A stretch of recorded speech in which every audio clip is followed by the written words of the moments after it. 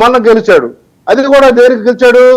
అయ్యా గాజు గ్లాస్ ఎట్లా ఇక్కడ గెలవదు, నా గుండెలో గుణపాలు దించబాకండి అని బతిమాలుకొని ఒకసారి ఆ ఎన్నికల స్పీచ్లు తీయండి. బతిమాలకు వచ్చాడు. ఇప్పుడు ఏదో నిరజన మాటలు మాట్లాడతాడు. ఇవన్నీ వేస్ట్ కార్డులు, వేస్ట్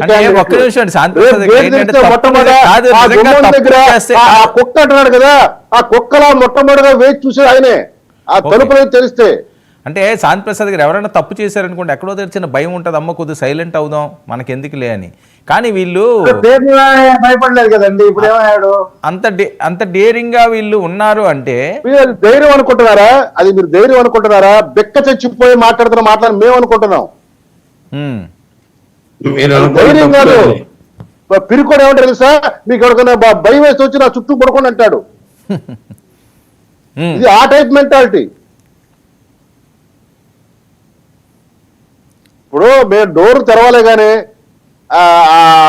చాలా మంది అందులో ఇప్పుడు కుక్కలు అంటున్నాడు కదా, ఆ కుక్కలే వచ్చి ముందు ఉంటాయి తలుపు దగ్గర. కాబట్టి మేము వీళ్ళ గురించి మాట్లాడుతున్నా పట్టించుకోవచ్చులా. వైసీపీ వాళ్ళ యొక్క ప్రవర్తన, వాళ్ళ కామెంట్ గురించి మేము మా కూటమి ప్రభుత్వం ఏం చేస్తుంది, ఏం చేయబోతుంది, రాష్ట్ర ప్రజలు వాళ్ళు కోరుకున్నది మా నుంచి ఏమిటి, వాళ్ళు మాకు ఇచ్చిన హెచ్చరిక ఏంటి, వాటిని సదా గుర్తు చేసుకుంటూ వాటి అమలు తీరుగా అందులో భాగంగానే రాష్ట్ర ఆర్థిక పరిస్థితి మీద నీతి ఆయోగ్ ఇచ్చిన కథనం ప్రకారం రాష్ట్ర ప్రజలను ఎడ్యుకేట్ చేయడానికి నిన్న చంద్రబాబు నాయుడు గారు ప్రయత్నం చేశారు తప్పితే సూపర్ 6 ఎత్తేటానికి కాదు.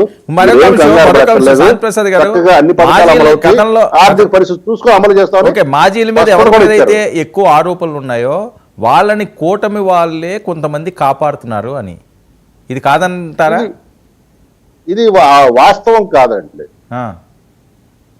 ఇప్పుడు నిన్న తెలుగుదేశం పార్టీ ఆయన అధ్యక్షులు చెప్పారు, పల్లా శ్రీనివాసరావు గారు, గుడివాడకు చెందిన ఆ యొక్క తులసీదాస్కి మా తెలుగుదేశం పార్టీకి ఏమాత్రం సంబంధం లేదని. ఇప్పుడు ఎవరెవరు కాపాడుతున్నారు?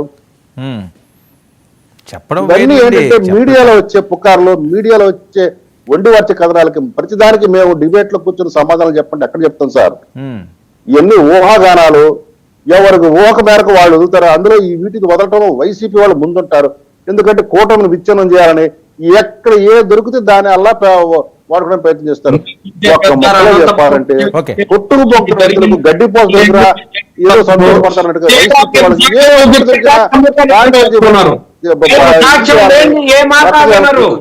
వీళ్ళు అంటేనేమో ఏదైనా గెజిట్, వైఎస్ఆర్ కాంగ్రెస్ పార్టీ వాళ్ళు చెబితేనేమో అవునా అలా జరిగిందా, అలా జరగకుండా అలా జరుగుంటే నిజంగా పవన్ కళ్యాణ్ గారు వదిలిపెట్టరంట. ఇదిగో చూపించారు కదా, ఇప్పుడు వర్మ గారు చూపించారు కదా, పవన్ కళ్యాణ్ గారిని వెళ్ళమనండి, అక్కడ జరిగినటువంటి మహిళలకి ఆడపిల్లలకి అగౌరవపరిచినటువంటి వారిని చిన్నపరెడ్డి నేను మాట్లాడుతూ మొదలుపెట్టి నోరు కూడా తెరవనివ్వను. చిన్నపరెడ్డి నేను మాట్లాడుతూ మొదలెడితే నోరు కూడా తెరవనివ్వను. మాట్లాడాలా? చాలా సమయంతో మాట్లాడుతున్నా చిన్నపరెడ్డి, చాలా సమయంతో మాట్లాడుతున్నా. కొద్దిగా సమయం పాటించు. వర్మ ఈ మంటలు తీసిపారే, ఈ దిక్కుమాల ఫ్రేములు ఈ మంటలు తీసేదలు మారాయి. వాళ్ళు ఏదో పెద్ద కోటిగాళ్ళు వాళ్ళు ఏదో మాకు ఏదో క్వశ్చన్ చేసినట్టు దానికి మేము ఏదో భయపడుతున్నట్టు ఈ దిక్కుమాల ఫ్రేములు తీసేదలు మారాయండి. నేను చెప్తున్నా వినో. ఇప్పుడు నువ్వే ఏడిచావు కదా, అసలు నువ్వు కాదు, నీలాంటి వాళ్ళు జగన్ రెడ్డి ఇంటికి రాళ్ళు వేశారు. మేము చేసిన పనులకి మీరు డబ్బులు ఇవ్వలేదని జగన్ రెడ్డి మీద ఇంటి మీద రాళ్ళు వేశారు. ఎవరో మీ వైసీపీ నాయకులే. నువ్వు కూడా వెళ్ళి రాలేదు ఒకటి, నీకు కూడా డబ్బులు వస్తాయేమో. కాబట్టి నువ్వు చేసిన పనులకు డబ్బులు రాదంటే మీ రాష్ట్ర ప్రభుత్వం మీ పాలనలో ఉన్నప్పుడు అంత దారుణమైన ఆర్థిక పరిస్థితి తీసుకెళ్ళింది. చేసిన పని కూడా డబ్బులు ఇవ్వలేనంత దుస్థితి తీసుకెళ్ళింది. మీరు సిగ్గుపడాలా? నువ్వే ఒప్పుకున్నావు డిబేట్ లో ఈ రోజు. ఏంటండి సిగ్గుపడాలా? కూటమి వాళ్ళే వాళ్ళని కాపాడుతున్నారు అని చెప్పి వైరల్ అవుతున్న అంశం, వాళ్ళు కూడా ఆ రకంగానే మాట్లాడుతున్నారు మాకేం జరగదని. సార్ అది వాస్తవాలు కాదు, ఇంకోటి ఆలోచించండి సార్.